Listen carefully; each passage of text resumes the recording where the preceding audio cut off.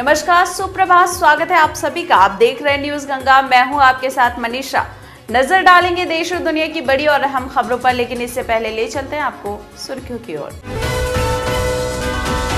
प्रवासियों को 5-5 किलो गेहूं या चावल और 1 किलो दाल मिलेगी, वित्त मंत्री ने किया ऐलान। रेलवे ने 30 जून तक के लिए सभी टिकट कैंसिल किए, यात्रियों को भेजा रिफंड। यूपी सरकार का फैसला, विदेश से आने वाले लोगों को एयरपोर्ट से 250 किलोमीटर दूर जाने के लिए चुकाना होगा 10,000 किराया।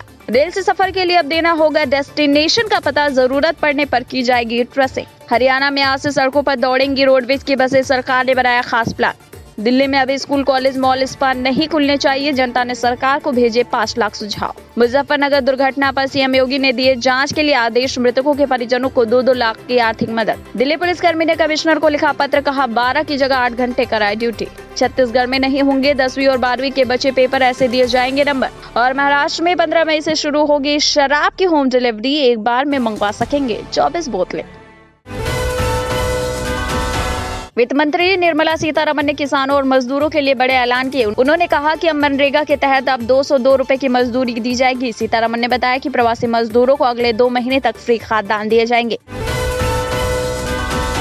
सीतारमण ने यह भी कहा कि 50 लाख स्ट्रीट वेंडर्स को 5,000 करोड़ रुपए के कर्ज की व्यवस्था की जाएगी। 1 महीने में ये योजना लॉन्च होगी। हर स्ट्रीट वेंडर को 10,000 का कर्ज मिल जाएगा। वित्त मंत्री निर्मला सीतारमण ने आगे ये भी बताया कि जो लोग गैर कार्ड धारक हैं, उन्हें प्रति व्यक्ति 5 किलो गेहूं, चावल, चना प्रति परिवार दिया जाएगा। लगभग 8 करोड़ प्रवासियों को इससे लाभ मिलेगा। इस पर 3500 करोड़ रुपए खर्च होंगे। इसे लागू करने की जिम्मेदारी राज्यों की होगी। वही विदेश से आने वाले लोगों को अब घर पहुंचाने के लिए यूपी रोडवेज बसें चलाएगा। दिल्ली पुलिस में कोरोना संक्रमण तेजी से फैलता जा रहा है। दिल्ली पुलिस में अब तक 168 पुलिसकर्मी कोरोना पॉजिटिव पाए गए हैं, तो वहीं 57 पुलिस वाले इलाज के बाद ठीक हो चुके हैं। कोरोना से एक पुलिसकर्मी की मौत भी हो चुकी है। लॉकडाउन की वजह से बंद चल रही सामान्य पैसेंजर ट्रेनों की सुविधा अभी बंद रहेगी। भारतीय रेलवे ने 30 जून तक के सभी टिकट रद्द कर दिए हैं। हालांकि इनका स्पेशल श्रमिक ट्रेनों पर कोई असर नहीं पड़ेगा। ऐसे में जिन लोगों ने अपने पहले ही टिकट बुक करवा दिए थे, उनकी टिकटों को रद्द किया गया है। भारतीय रेलवे ने 30 जून तक की बुकिंग रद्द कर सभी टिकटों का रिफंड ग्राहकों को दे दिया है। वहीं जो लोग इंदिरा अंतर्राष्ट्रीय एयरपोर्ट से नोएडा यानी गौतम बुद्ध नगर और गाजियाबाद तक सफर करना चाहते हैं, उनके लिए यूपी एसआरटीसी टैक्सी का इंतजाम किया गया है। इसके अनुसार इंदिरा गांधी अंतर्राष्ट्रीय हवाई अड्डे से 250 किलोमीटर के दायरे में किसी भी जगह जाने पर टैक्सी 10,000 रुपए का किराया वसूलेगा। वहीं एसयूवी का किराया 12,000 रुपए तक है। स्पेशल ट्रेनों का सफर करके जो लोग भी दिल्ली के रेलवे स्टेशन पर पहुंच रहे हैं, अब उनके लिए डीटीसी बसों की व्यवस्था की गई है। बसों के द्वारा लोगों को दिल्ली के अलग अलग रूट के साथ साथ यूपी बॉर्डर पर भी छोड़ा जा रहा है। 13 मई से आईआरसीटीसी से टिकट बुक करा रहे सभी यात्रियों के गंतव्य स्थलों का पता ले रहा है। यदि बाद में आवश्यकता पड़ी तो यात्रियों के संपर्क में आए लोगों का पता लगाने में इससे मदद मिलेगी। अब माना जा रहा है कि भारत में कहीं भी सफर करने के लिए आरोग्य सेतु ऐप जरूरी होगा। अंतर्राज्यीय यात्रा और आने जाने के लिए स्व प्रमाणीकरण के लिए आरोग्य सेतु ऐप का उपयोग किया जा सकता है, जिसके बाद ई पास की पुष्टि की जाएगी। वहीं स्पेशल ट्रेनों के जरिए जो लोग एक शहर से दूसरे शहर तो आसानी से पहुंच जा रहे हैं, लेकिन असल जंग है स्टेशन से अपने घरों तक पहुंचने की। स्टेशन से आने के सफर के लिए ना तो टैक्सी है, ना बस, ना मेट्रो। जो मिल रहे हैं वो मुंह मांगे दाम मांग रहे हैं।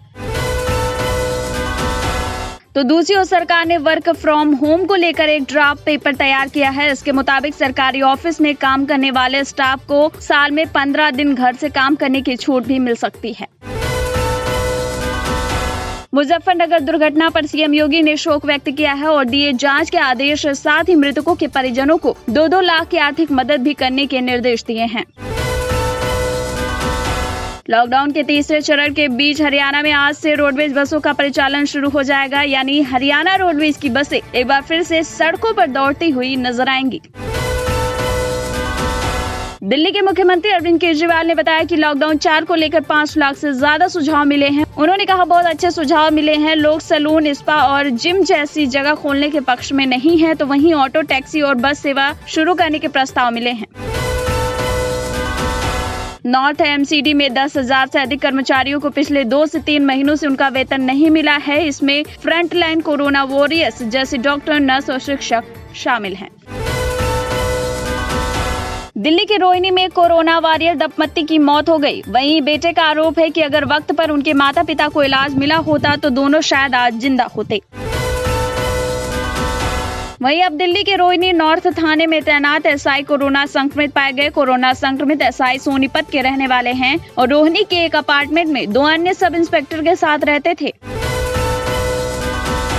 मेट्रो चलाने के लिए डीएमआरसी ने तैयारियां अपनी पूरी कर ली हैं। इसी सिलसिले में 264 metro station, 2200 coach, 1100 lift, escalator और 1000 लिफ्ट की साफ सफाई और मेंटेनेंस का काम लगभग पूरा हो चुका है। बस है आदेश का इंतजार।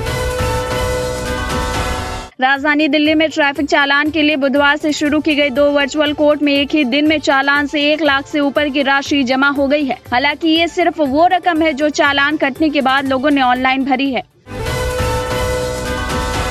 दिल्ली के उत्तम नगर पुलिस स्टेशन के एसएचओ कोरोना वायरस पॉजिटिव पाए गए हैं। एसएचओ की जांच कोरोना रिपोर्ट पॉजिटिव आने के बाद पुलिस स्टेशन के 6 पुलिस कर्मियों को भी क्वारंटीन कर दिया गया है।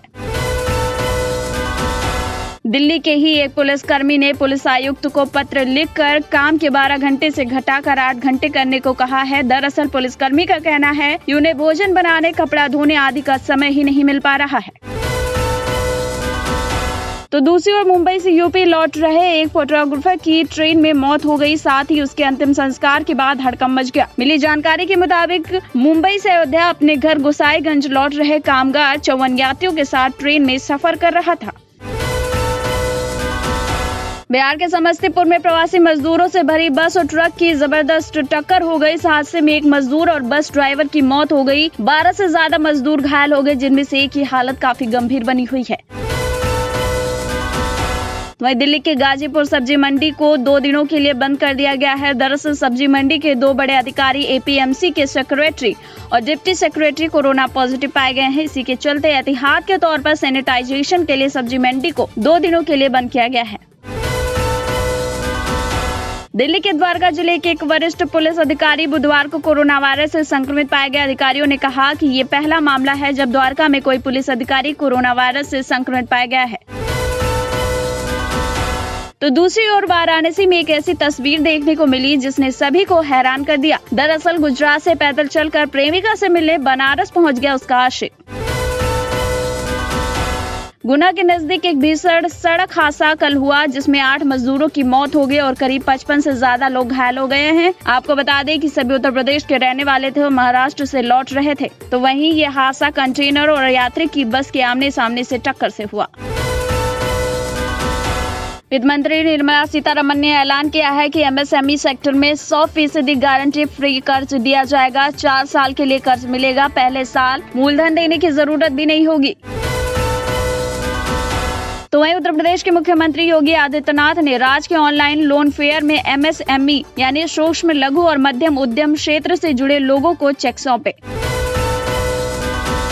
सीएम योगी ने प्रधानमंत्री और वित्त मंत्री का आभार व्यक्त करते हुए कहा कि इस कार्यक्रम के तहत लगभग 36,000 व्यापारियों को 1,600 से 2,000 करोड़ रुपए का ऋण मिलेगा। करीब 2 लाख लोगों को नए रोजगार से जोड़ा जा सकता है। उत्तर प्रदेश के मुजफ्फरनगर में बुधवार देर रात 6 मजदूरों की मौत हो गई थी। मजदूरों को कुचलने वाले रोडवेज बस के ड्राइवर को गिरफ्तार कर लिया गया है। समाजवादी पार्टी के प्रमुख उत्तर प्रदेश के पूर्व मुख्यमंत्री अखिलेश यादव ने मुजफ्फरनगर में हुए सड़क हादसे पर दुख व्यक्त किया और उन्होंने सरकार पर निशाना साधा और पूछा कि क्या मजदूरों की जिंदगी इतनी सस्ती है। इसी बीच लखनऊ के चारबाग रेलवे स्टेशन पर ट्रेन में मिले मृत मजदूर की रिपोर्ट कोरोना पॉजिटिव आने के बाद जिला प्रशासन और पुलिस में हड़कंप मच गया। मजदूर के कोरोना रिपोर्ट आने से पहले प्रशासन के दबाव में रातों रात मृतक का पोस्टमार्टम करा दिया गया।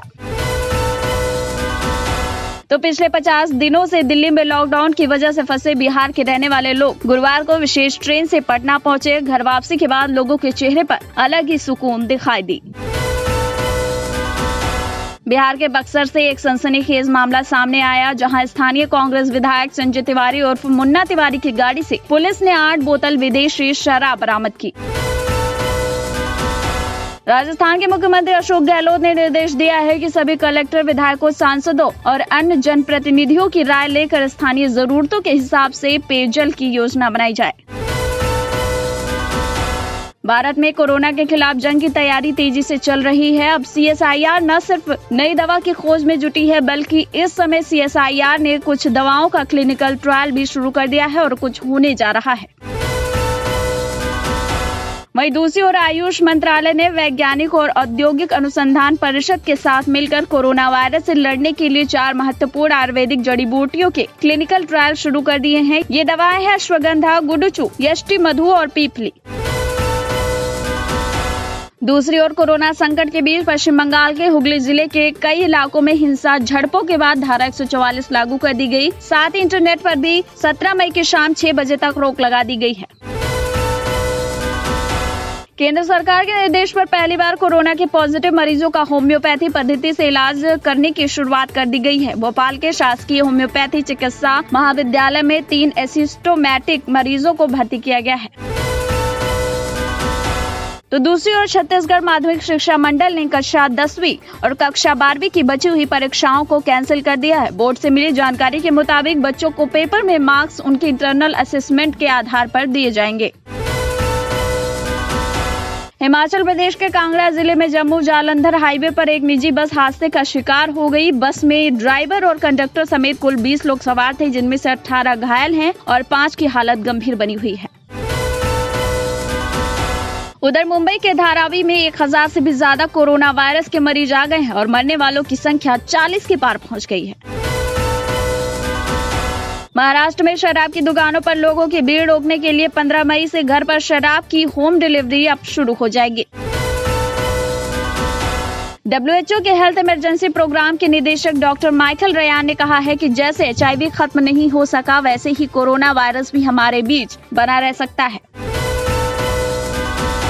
शराब कारोबारी विजय माल्या ने एक बार फिर ट्वीट कर कहा कि वो बैंक का सारा पैसा वापस देना चाहता है। माल्या ने कोरोना संकट के बीच ऐलान किए गए आर्थिक पैकेज की भी तारीफ की।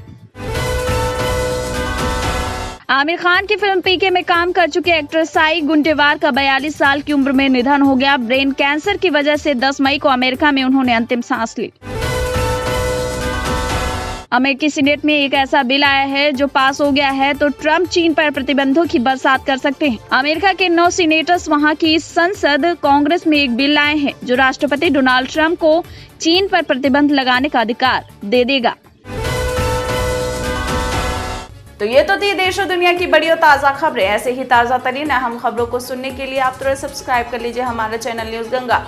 अगर खबर अच्छी लग रही तो हमें कमेंट बॉक्स में मैसेज भी कर सकते हैं। साथ ही अगर खबर देख रहे फेसबुक पर तो लाइक कर दीजिए हमारे फेसबुक पेज को। इसी के साथ दीजिए इजाजत, बने रहिए न्यूज गंगा पर। नमस्कार।